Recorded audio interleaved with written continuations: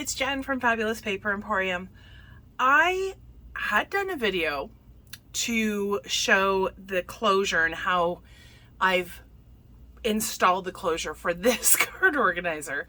However, it was sideways. I usually video or record in landscape, and I had forgotten to check it, and anyways it recorded it in portrait, so when I went to load it up it was all sideways. So rather than excuse me, post that, I decided to come back. I'm going to show you this closure and how I put it in.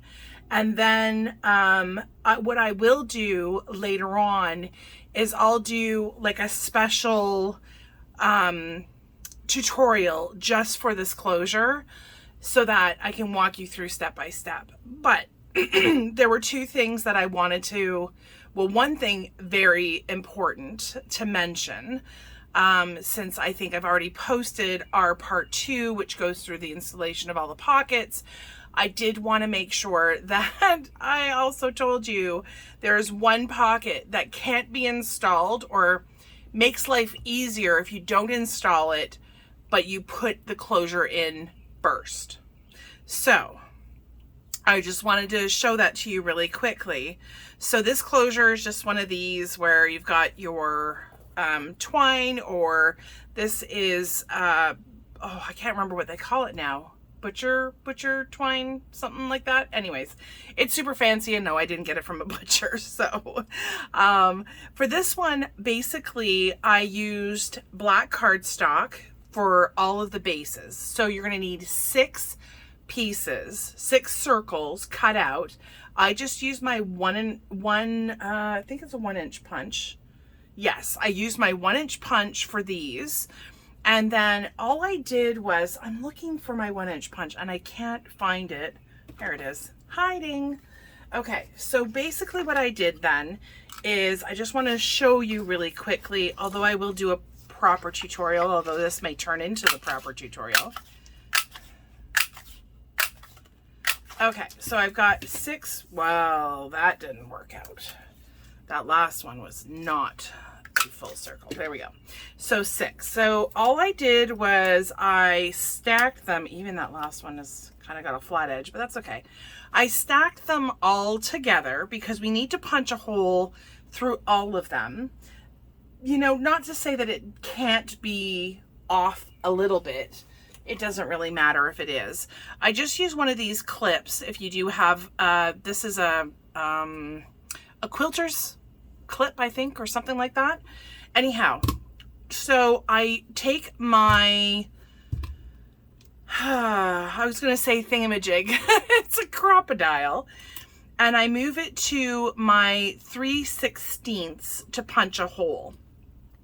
So I'm just going to kind of eyeball it, and I'm going to make a mark so I have at least an area to kind of aim for. I put this in, so if you don't have one of these, this is what the crocodile does. So it's got 2 hole punches. This is the 3/16.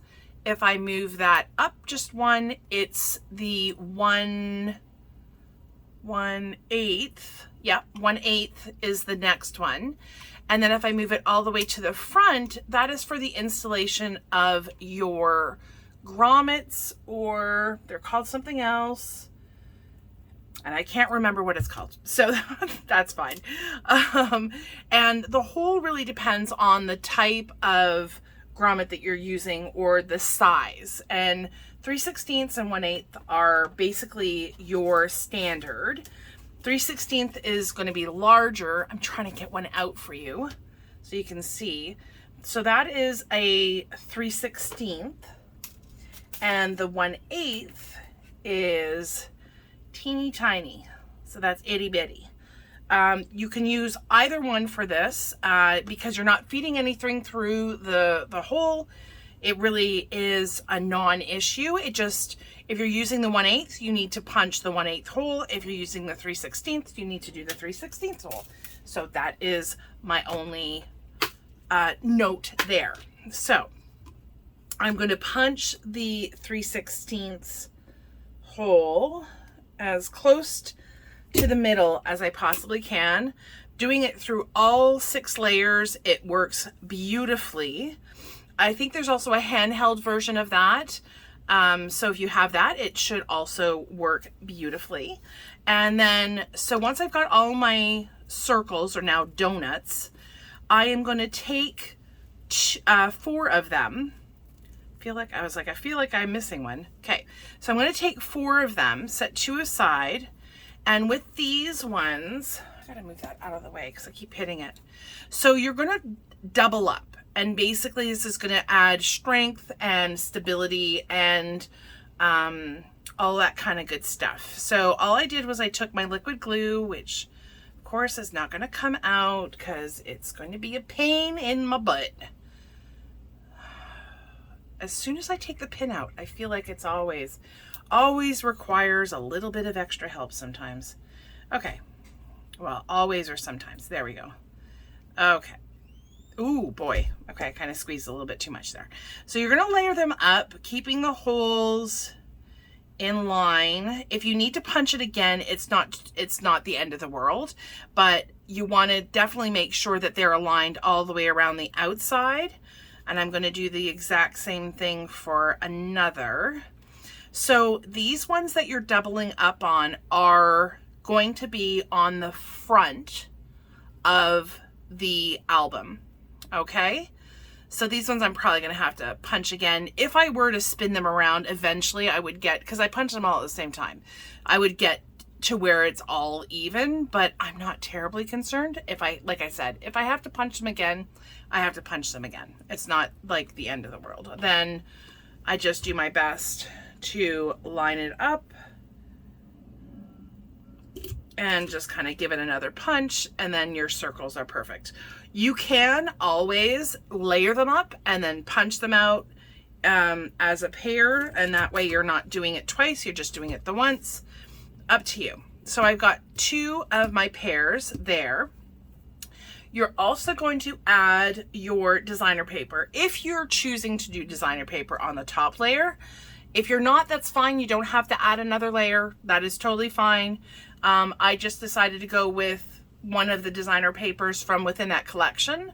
So you're going to punch that out and layer that on top as well. So, and then you're going to need to obviously a hole there as well. These 2 that are single are going to go on the back side for just a little bit of added reinforcement so that the grommets don't kind of tear through the paper.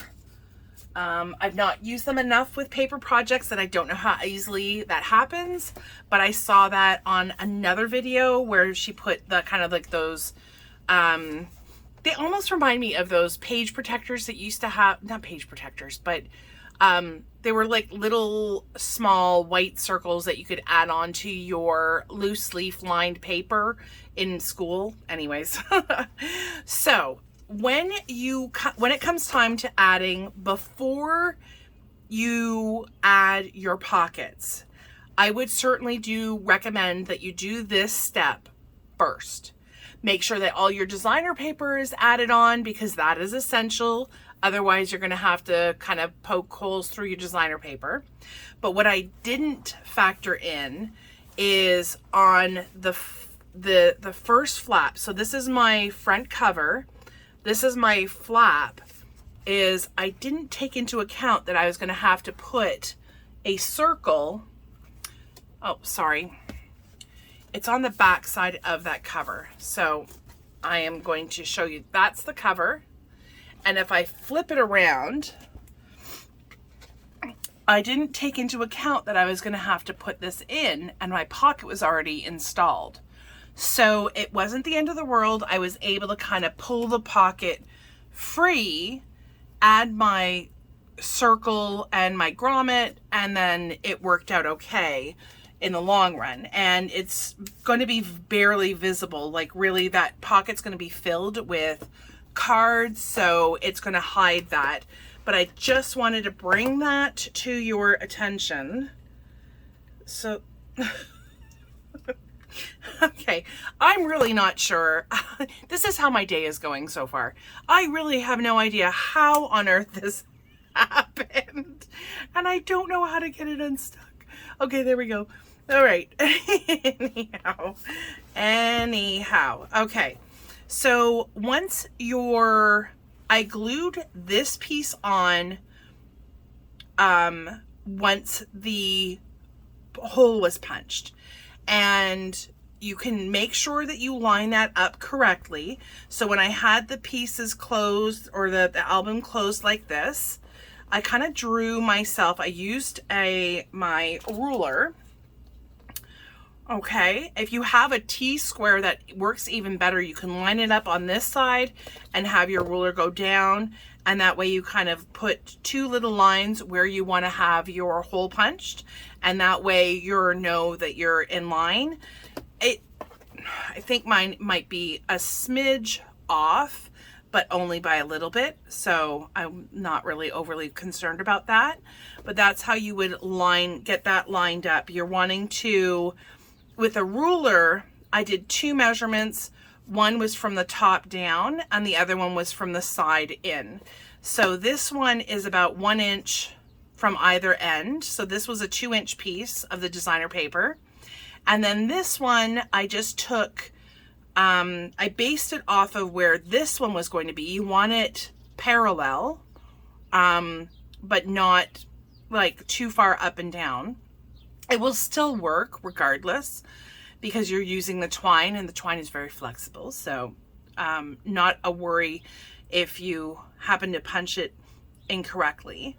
But on this one, okay, and on this one, sorry, kind of got sidetracked, is roughly, I think it was about 1 inch. Yeah, this ends up being 1 inch space. You don't want this one all the way over here because it's going to be covered by the flap. So it's important to do the measuring with the flap closed so that you can get that one in as well. So that is kind of like the basics of adding these. Like I said, I will do a proper tutorial on that coming very, very, very soon. Within the next, give me 24 to 48 hours and I will have a new tutorial posted specifically with this closure.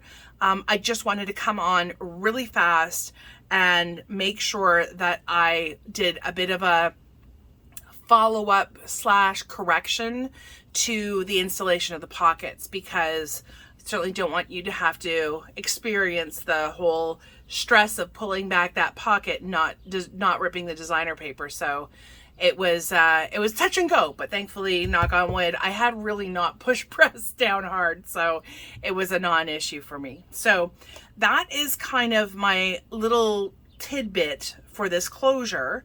If you're familiar with it, obviously it won't be a problem. You don't have to use the grommets either. You can use brads instead, and that way it's a really simple kind of closure. What I would do with the brads though, so they're not getting caught on the inside, is I certainly would put a,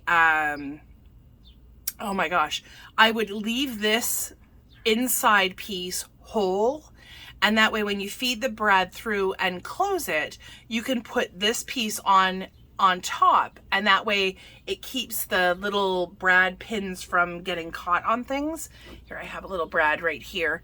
So this way when you separate or you know, pull to the side your little legs, arms, whatever you want to call them, doodads, then you can put your black piece on top so they're not getting caught on things also.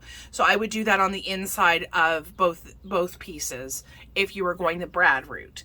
So once again, I really thank you and appreciate that you have joined me. Hopefully you have seen this video after or shortly after watching part 2, and that I haven't completely confused you, and that yeah, that you found it useful or helpful in any way, shape, or form. I will do my best not to make that mistake again. But since this is a first time creating something like this, and doing the closure, it, you know, obviously it is something I've taught myself and learned. So lesson learned there.